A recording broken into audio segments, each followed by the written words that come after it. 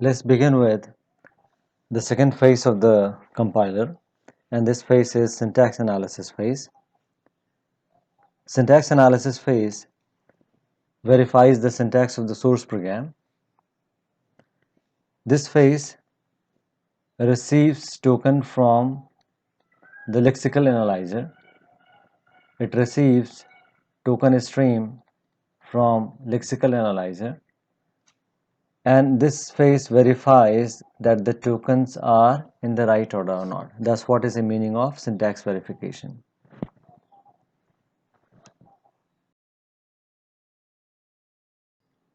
In order to verify syntax of the program, we have to specify rules for syntax verification.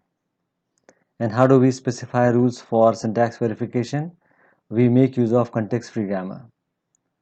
So for whatever language we are developing syntax analyzer, for that language we write context-free grammar. Context-free grammar is a kind of rules which is specifying the syntax of the programming language. And then how do we verify the syntax using the grammar? We try to derive the given source program using the grammar, and if I'm able to derive the given source program using the grammar, then we say that the source program is syntactically correct.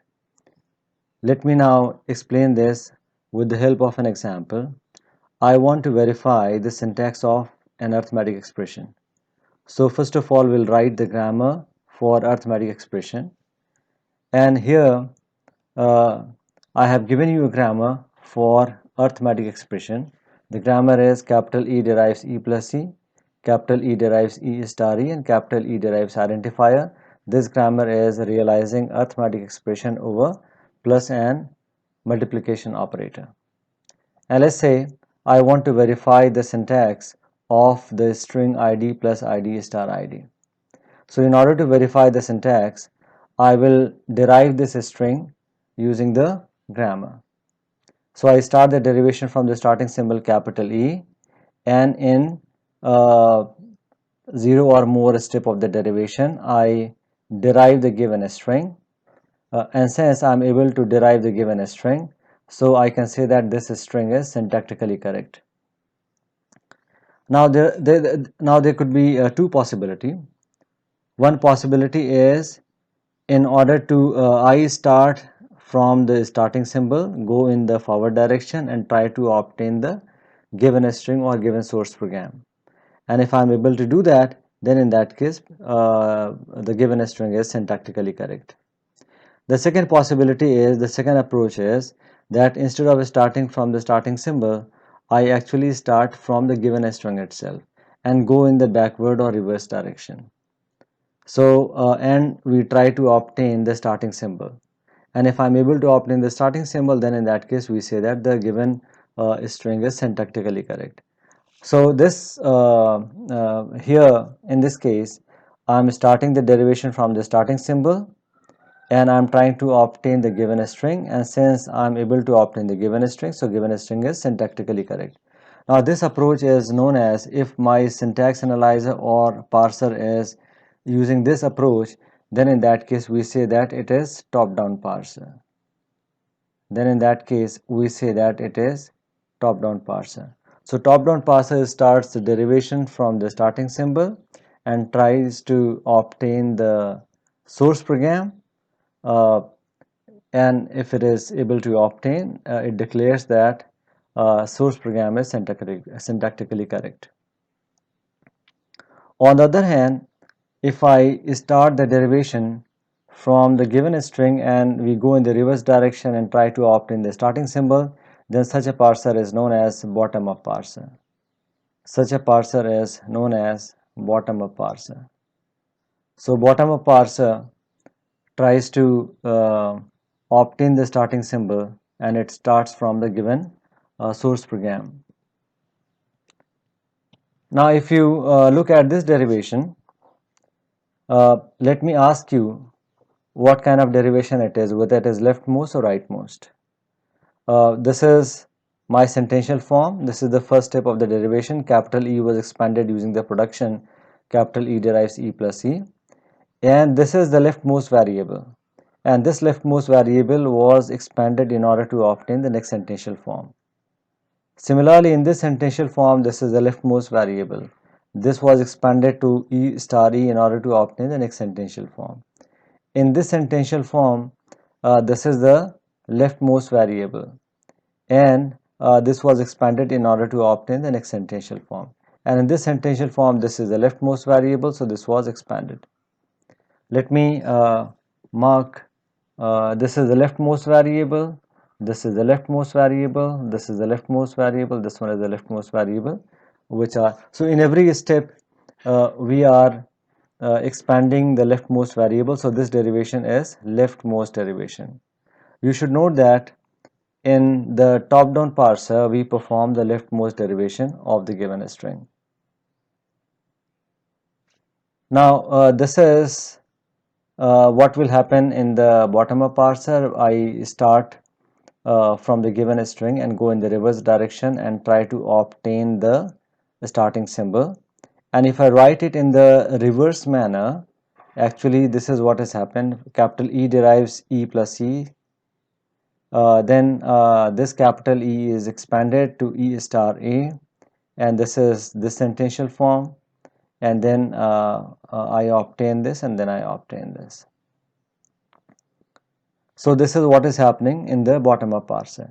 Now if you look at this, what kind of derivation it is, we are expanding this capital E in order to obtain the next sentential form, and this capital E is the rightmost variable. Similarly, in this is the rightmost variable which is expanded. In this sentential form, this is the rightmost variable which is expanded, and in this sentential form, this is the rightmost variable which is expanded. So in every step, we are expanding the rightmost variable in order to obtain the next sentential form. So we are performing the rightmost derivation. Note that in the bottom-up parser, we perform the rightmost derivation, and we start from the given string, go in the reverse direction, try to obtain the starting symbol. So that is the task of that is how the syntax verification take place in the syntax analysis phase.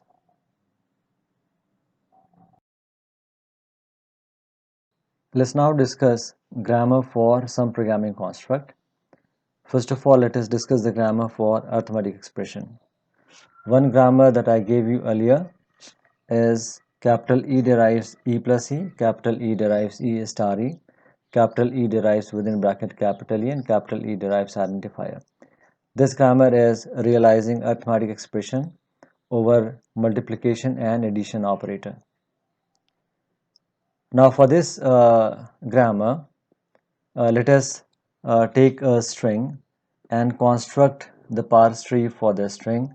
So the string that we are taking is id plus id plus id, and one parse tree for this string is capital E derives E plus E, and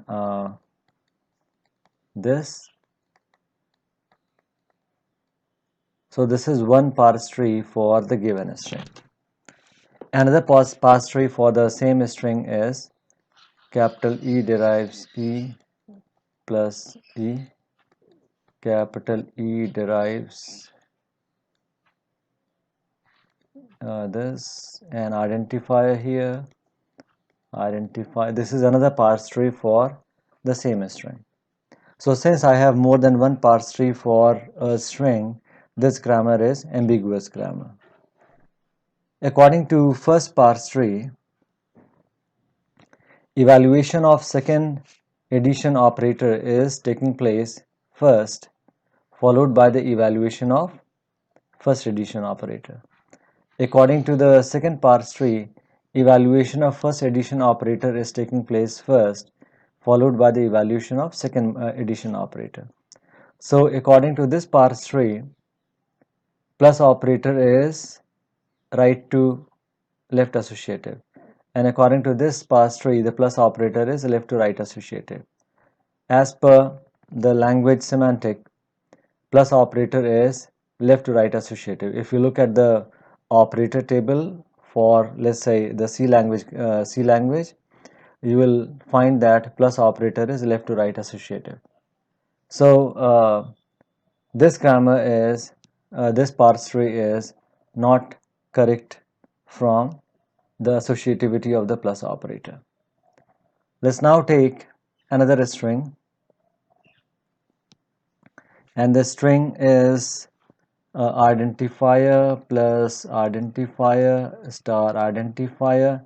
One parse tree for this string is capital E derives E plus E, E star E, and here I am deriving identifier, here I have identifier, and here there is an identifier. Another parse tree for the same string is capital E derives E star E, E plus E, and here I have identifier. This is another parse tree for the same string. Now let us analyze these two parse tree. According to the first parse tree, evaluation of multiplication is taking place first, followed by the evaluation of addition operator.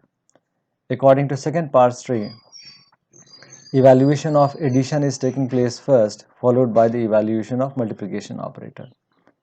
Since multiplication has higher precedence over the addition operator, so the evaluation of multiplication should take place first, followed by the evaluation of addition operator. So this parse tree is not correct from the language semantic point of view. One point that you should note over here is, if you have, since this grammar is ambiguous, and if you build the parser using ambiguous grammar, during some point of parsing, parser may face more than one choice, and parser is not able to decide which one to take. So it is advisable that you eliminate the ambiguity from the grammar. You do not take the grammar which is ambiguous for building the parser.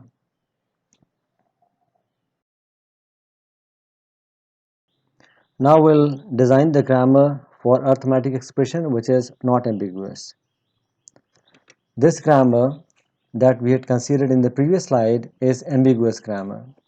Now we'll design the grammar which is not ambiguous. In order to do that, let us consider these three grammar, G1, G2 and G3. These three grammars, they are deriving the same expression, they are deriving the same language.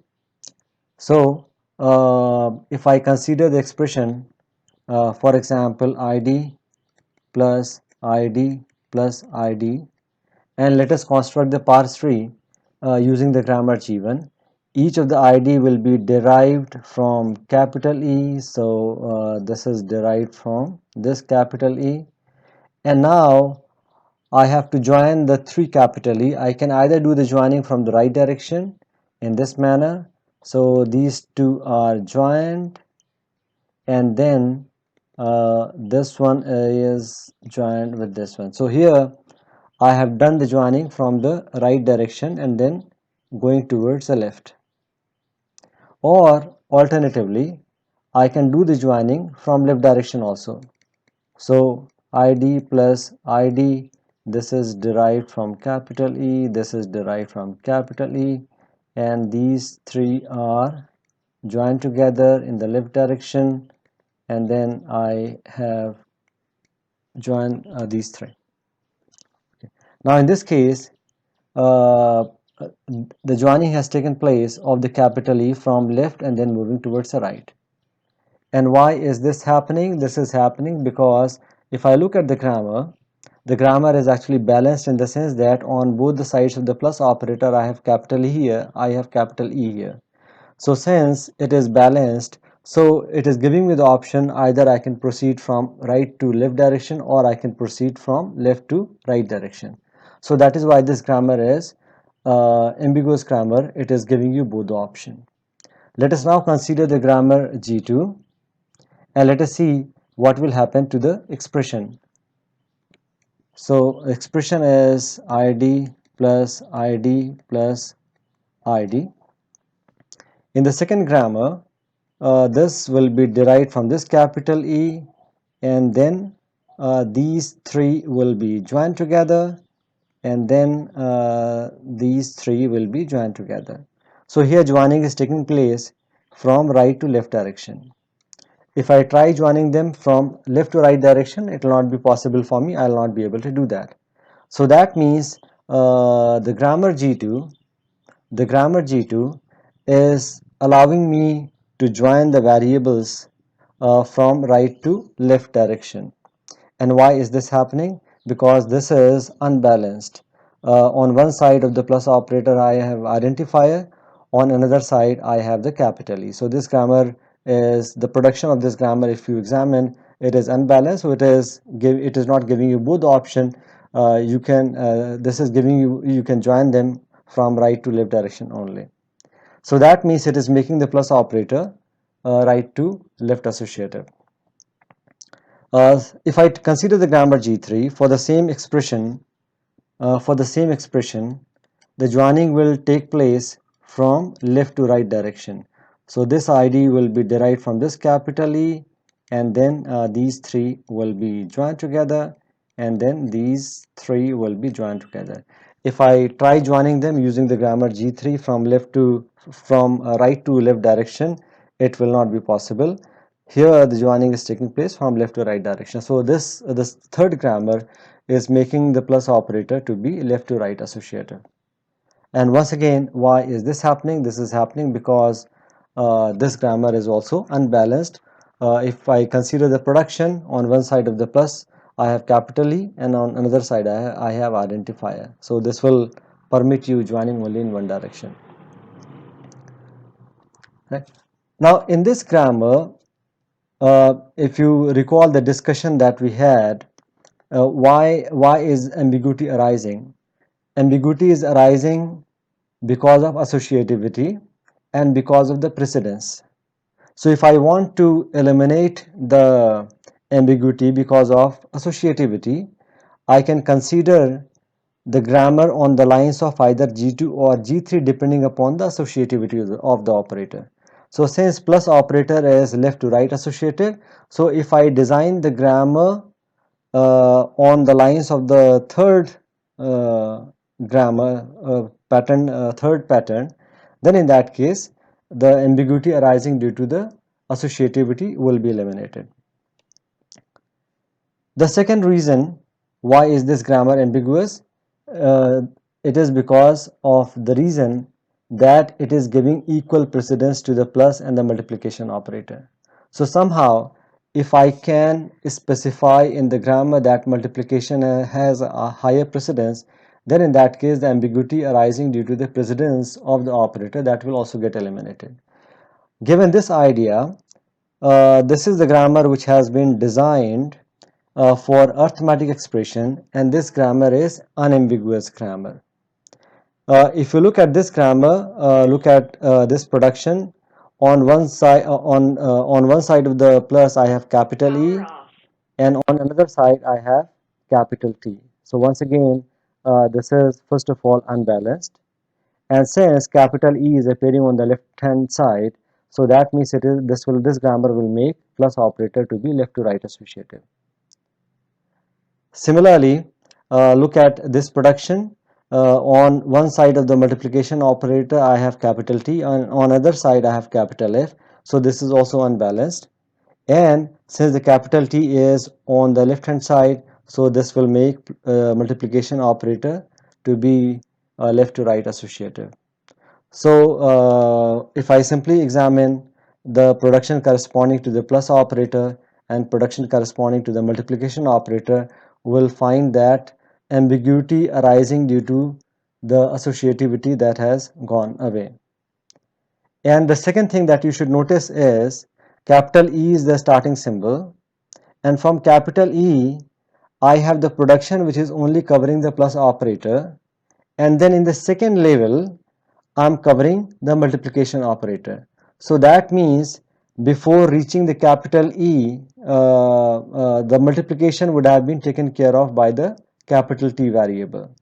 So in a way, this grammar is giving the evaluation of, in this grammar the evaluation of multiplication will take place first, followed by the evaluation of plus. So what is happening is this grammar is giving high precedence to the multiplication operator followed by addition operator. So ambiguity, because of both the reason, because of associativity and because of the precedence of the operator, both of them have got eliminated in this grammar.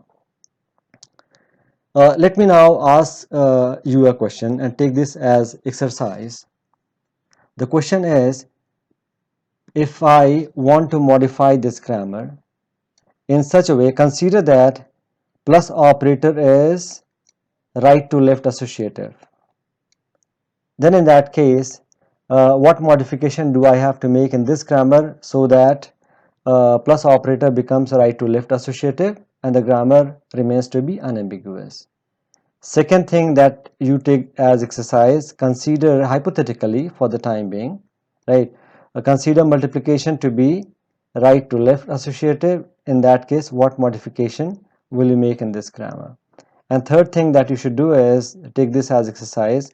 If I give high precedence to the plus operator followed by a multiplication, then in that case, what modification that you will make to this grammar? Take this as exercise. These are simply hypothetical problem. So take this as exercise and try to solve them. When you write programs, it contains parentheses, and the parentheses in the program, they are balanced parentheses. So let us now write the grammar for set of balanced parentheses. This grammar is very simple grammar containing only two production. Set of balanced parentheses mean, for example, a string like this, or for example, the string like this. Why I have 2 capital P here? This is to take care of a string like this. Let me now give you an exercise. You have to modify the grammar so that it covers not only the parenthesis, but it also covers braces and a square bracket. So consider the string of balanced parenthesis, square bracket and braces. So these are braces, square bracket and parenthesis. The string could be like this. For example,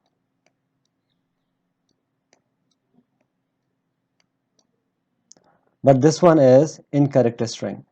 If I write, for example, this one is incorrect string. So modify the grammar which accepts set of balanced parenthesis, square bracket and braces. Make modification in the grammar so that braces and the square bracket are also covered.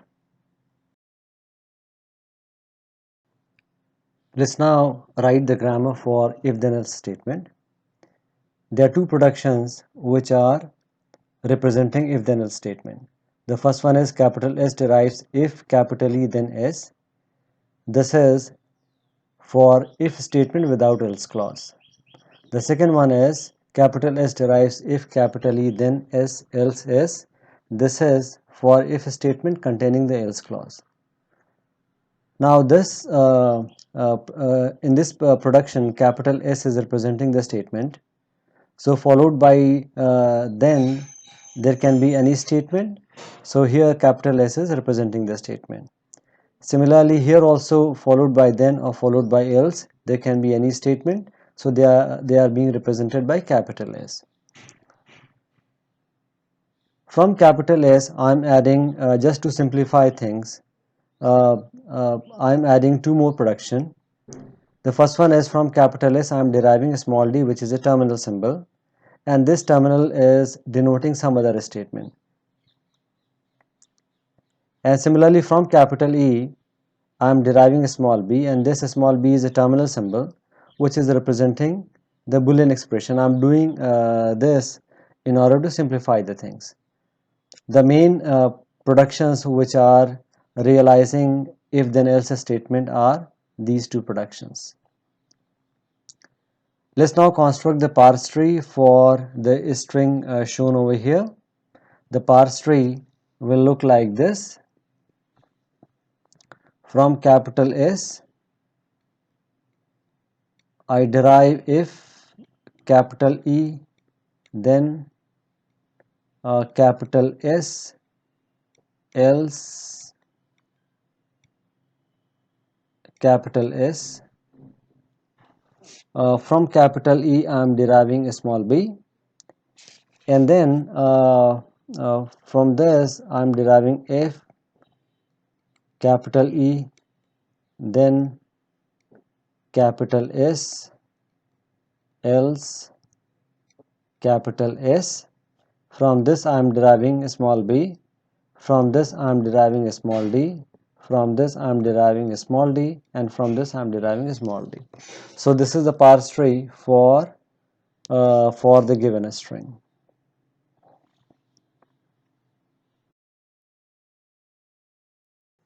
Let us now analyze whether the grammar that we have taken for if then else is ambiguous grammar or not.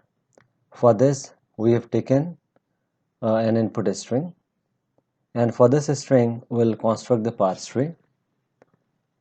Parse tree for this string look like this. We start from capital S, and then I have if capital E, then capital S, if capital E, then capital S, else capital S,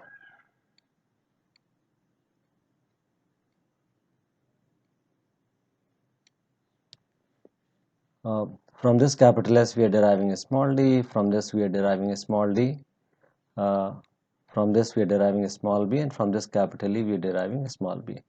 So this is one parse tree for this string. For the same string, I can also construct another parse tree which look like this.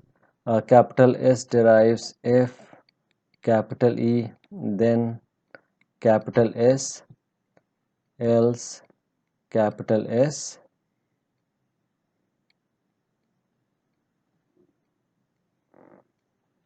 and from this we are deriving if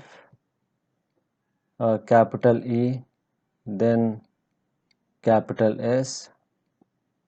From this we are deriving a small d, from this we are deriving a small d, from this we are deriving a small b. So this is another parse tree for the same string. Since for a string we have more than one parse tree, so this grammar is ambiguous grammar. Now if you analyze these two parse tree, and if I ask you which parse tree is correct, what is happening is in the first parse tree, else clause is associated with the second if, and in the second parse tree, else clause is associated with the first if. So according to one parse tree, this else clause is associated with the second if, and according to the second parse tree, this else clause is associated with the first if.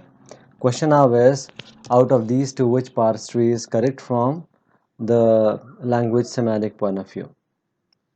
And you must be knowing that as per the language semantics, else clause is always associated with the closest if.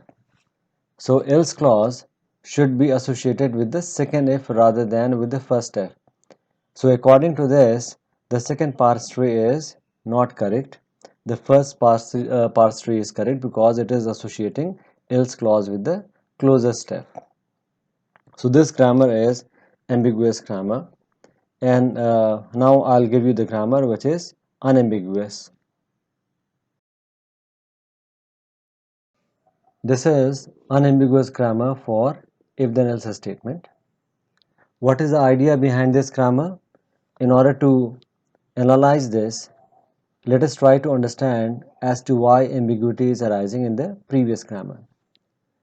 Out of the two parse tree that we constructed in the previous slide, this parse tree is not acceptable because it is associating this else with the first if. It should be associated with the second if. So this parse tree is not acceptable.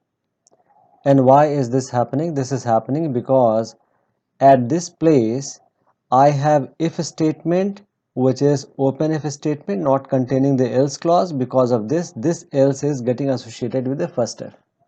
That is why this is happening. So since this parse tree is not accepted, so I have to write the grammar, design the grammar in such a way so that this parse tree does not get formed. And in order to do that, I have to prevent the occurrence of if without else clause at this place. So that is what this has been done. First of all, I have variable for matching if statement, and if you look at matching if statement means if a statement which is containing the else clause.